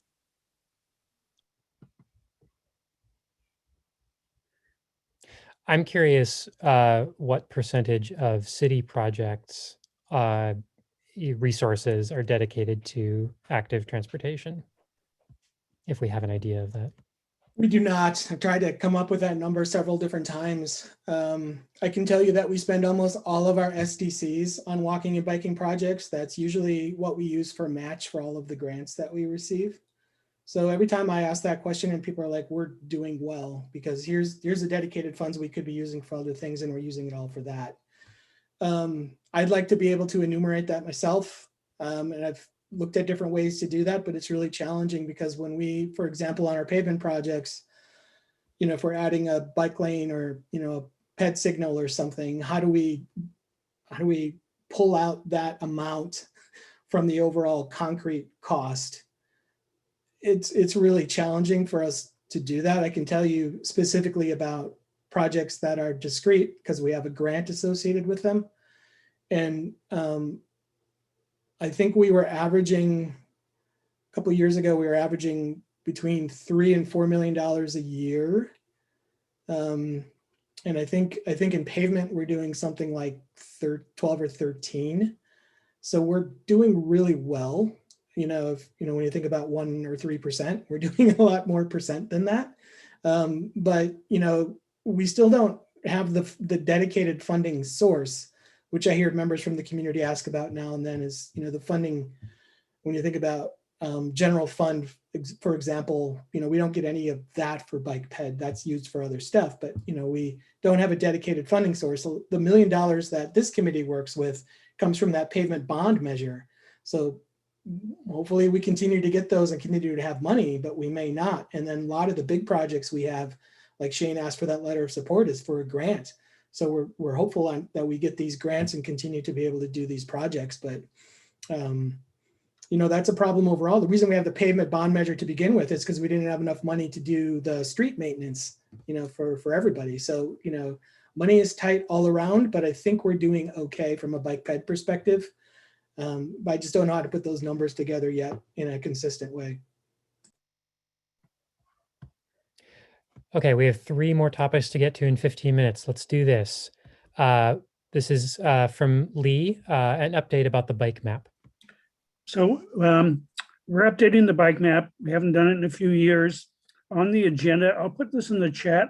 I think it would be helpful right now is for everyone to do the survey about the bike map. It's a bike map and a resource guide. So there's a lot of resources. Do we have the right amount of information on there? Some things that could be taken off. Anyway, do the survey and people can send me an email individually, but take the survey and I'll put it in the chat. That's all I have to say.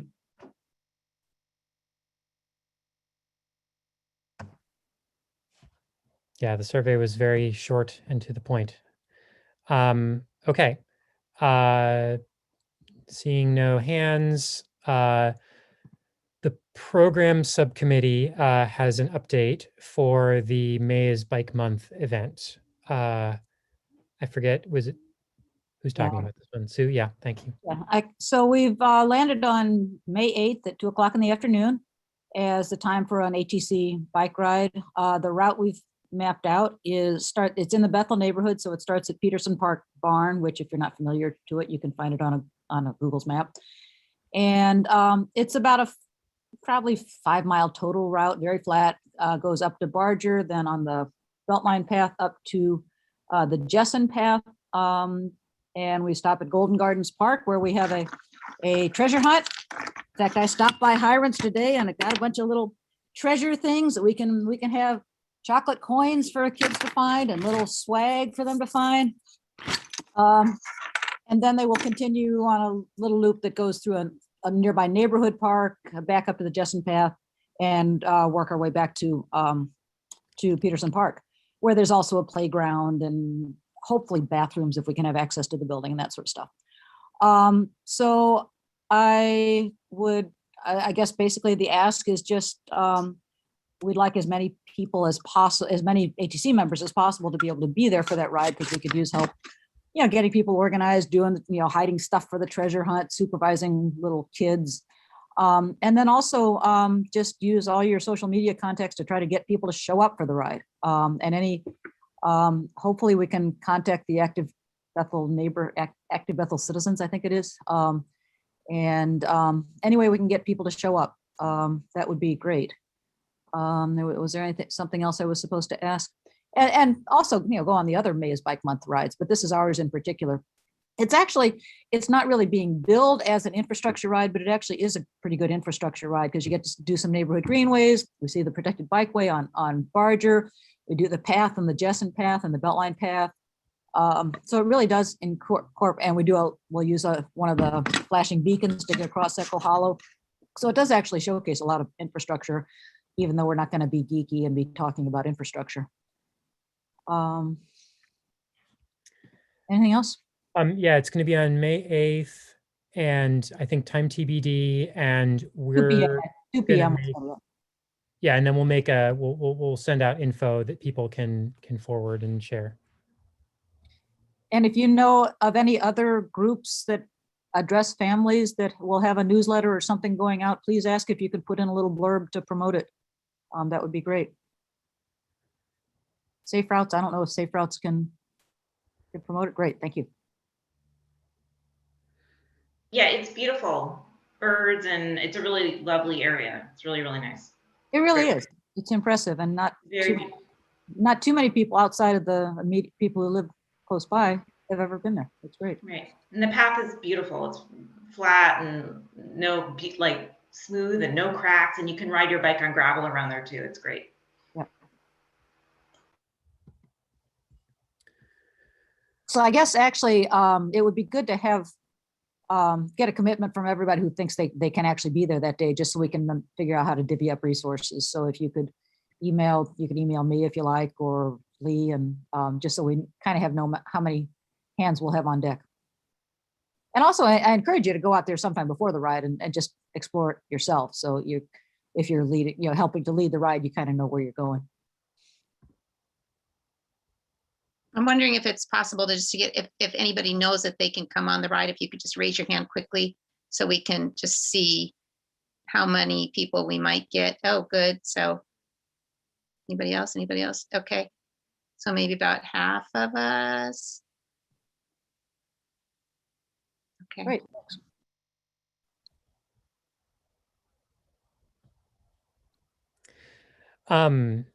Okay, we have a little bit of extra time here. I know the communications committee has been meeting.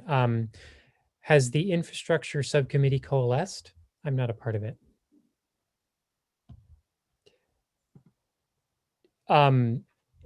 Do we have an interest in an infrastructure subcommittee happening? And if so, do we need any extra help to do that from anyone?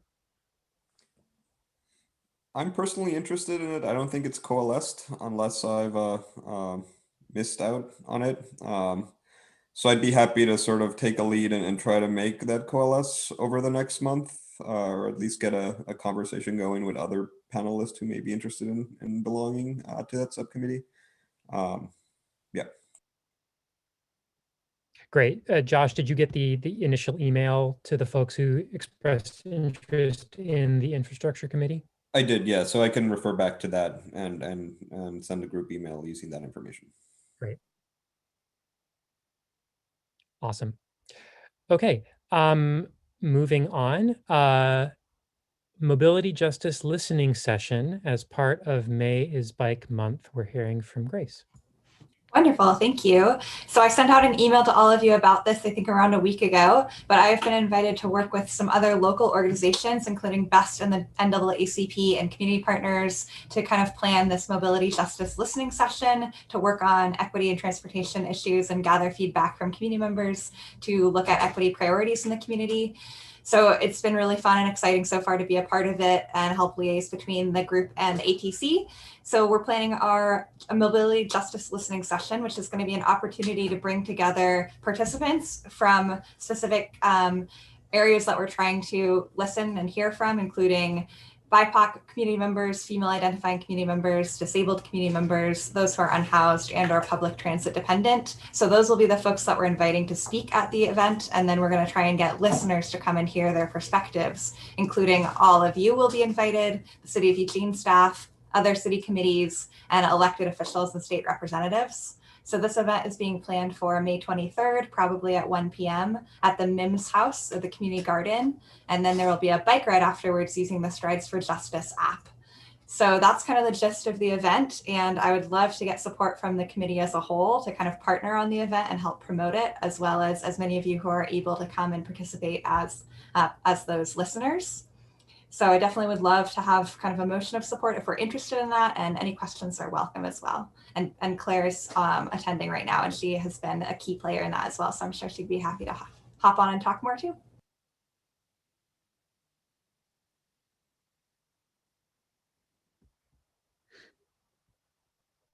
So do we have a motion about this? And I guess the ask was to express support, be a partner for this event as the ATC.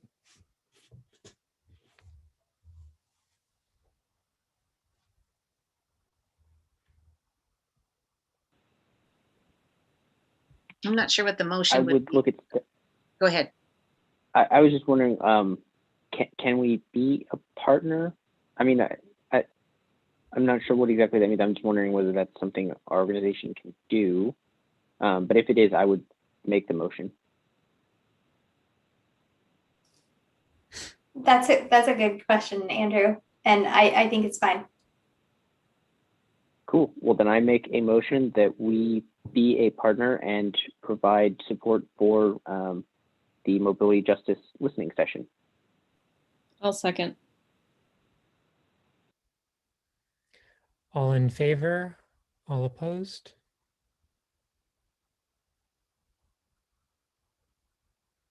Seeing all thumbs up, the motion passes.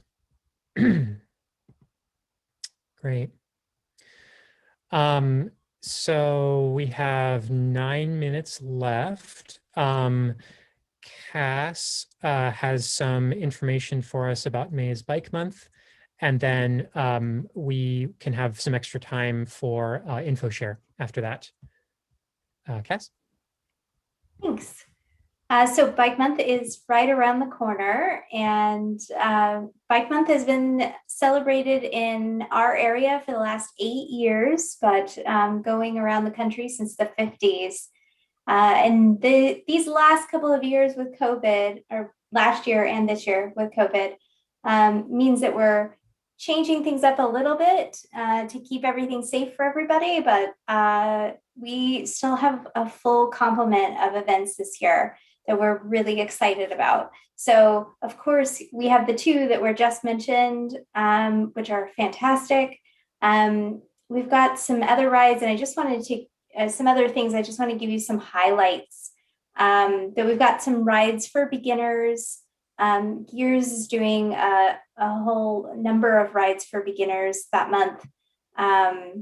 We'll have the Open Streets program that will be happening in Harlow at that time. So we'll be encouraging people to bike and also walk for their everyday errands in that neighborhood. And there'll be a whole campaign around that, which I could talk about another time. There's stuff for kids and families. The walk and bike or walk and roll to school week is happening that week, that first week of the month. So we'll have lots of kids walking and biking to school. We've got a solar system bike ride that's going to feature the solar system sculptures in Alton Baker Park. We've got a couple of events that are in Spanish, which is exciting. That's new this year. And we're doing some things to feature e-bikes. So we're going to host an e-bike expo with a number of bike shops and makers in the area to give a space for people to ask their questions, try out different bikes, and explore e-bikes, which there's just so much curiosity about. We're also going to be, we're partnering with LCOG to use the Get There platform. And if you haven't used that, I would encourage you to sign up. And it is, I'll put the link to it in the chat. And basically it's a website you can use to track your trips. And throughout the month of May, we'll have a bunch of prizes drawn every week for gift certificates all around the area. So that should be also really exciting. We're hoping to get a lot of new people, and it'll be our first experiment with this platform in a big way. And we're using it kind of as a learning opportunity for how we might want to adjust it for the future. And this is kind of a regional learning that's happening. So we've got a tapas bike ride, which should be really fun.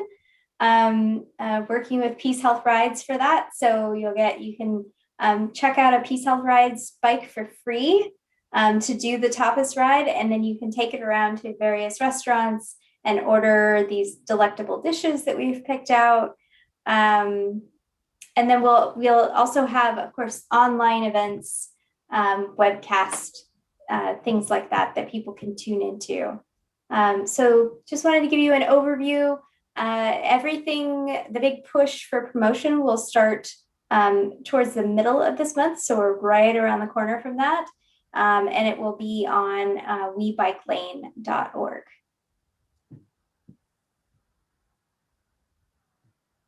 And that's it for me, but I'm happy to answer any questions if anybody has them. I know we've got only a couple minutes here. Mm-hmm.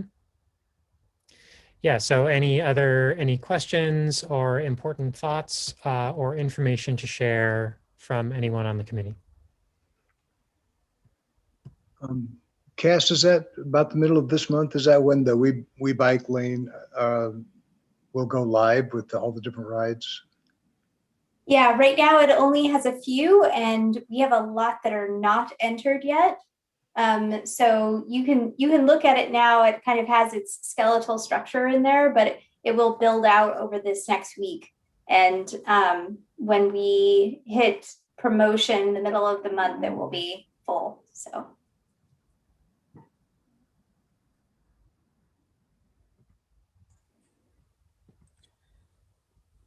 I will mention something really quickly. Free Bikes for Kids is doing a sort of campaign to build up a whole bunch of bikes in the next couple of weeks. I'll put a link in the chat here. If you don't know who they are, they're a group that people donate bikes to them and then they fix them up and they distribute them to kids. But they're looking for volunteers who can help, fix flats or whatnot, and some other couple things that are not maybe mechanically related. But if you're interested, they're a great organization to get involved with. Yeah, I'll join in on that. Actually, Grace posted about the collection on last Saturday, and my partner and I went, and in the first 2 hours we were there were like 60 bikes, and I think we were the least busy station of all the others. So that was amazing. And what I want to say about the volunteering was that you don't have to know anything. And so if you know people in your life, students or whatever, that would like to volunteer, they will train you. So I think that that's really cool.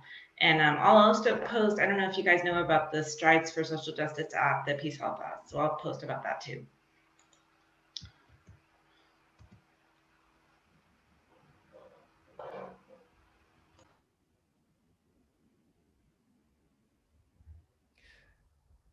Okay, unless they're here from more folks next month, busy month. I have a really quick info share if we have 1 minute. It's kind of related, but I thought some people might be excited to know LTD now has 11 electric buses on site. So they're not, you might see them out in the wild, but they're not in revenue service yet, but I'm super excited. That's about 10% of the fleet.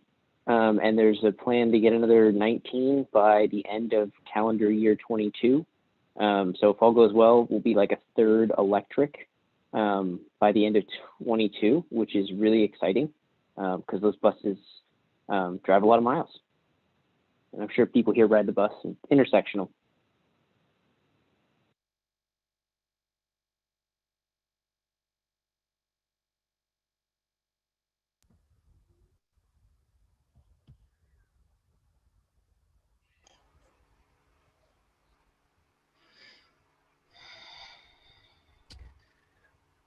All right.